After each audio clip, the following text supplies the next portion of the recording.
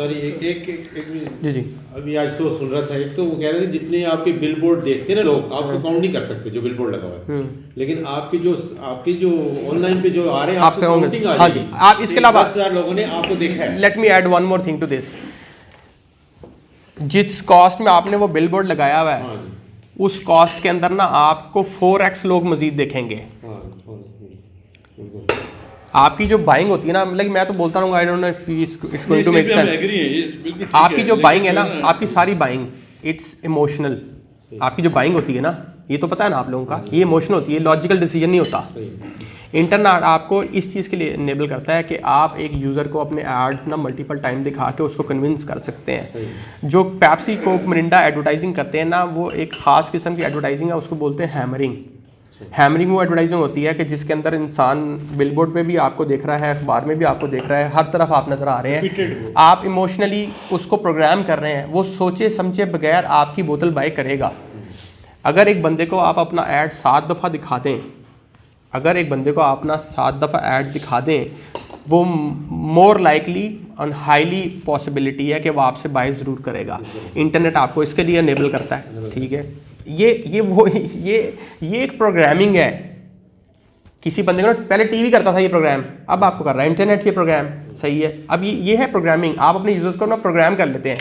Internet आपको ये allow करता है आप लोगों को कि जब आप कोई चीज़ जाके किसी एक जगह पे खोलते हैं या कई दफ़ा किसी चीज़ की बात भी करते हैं, तो वो प्रोडक्ट आपके सामने आती है कि नहीं आती है। आप सबने एक्सपीरियंस किया ये, एक ब्राउज़र को देखा दूसरे पे। ये काम आपको कन्वेंशनल एडवर्टाइजिंग नहीं देती, इंटरनेट आपको ये देता है। ये है बिजनेस डिसीजन। इसके लिए आपको ना फैक्ट्स पे बात करें, लिख लें, फॉरगेट अबाउट कि कौन क्या कह रहा है। It's a business.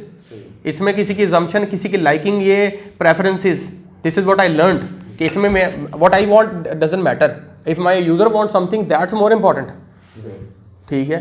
तो अगर आपका यूजर ही फॉर एग्जांपल आपके सारे यूजर्स इस गौर से सुनिएगा, क्योंकि आपने इस पर डिसीजन लेना है और आपने ये डिसीजन, मैंने आपका काम नहीं करना, मैंने आपको उस दिन भी कहा था, तब भी कहा था कि मैंने आपका काम नहीं करना। मैं लोकल मार्केट में लोगों को कोई भी सर्विसेज प्रोवाइड नहीं कर रहा सिवाय अपने टाइम के, ठीक है, और मैंने प्रोवाइड करनी भी नहीं है।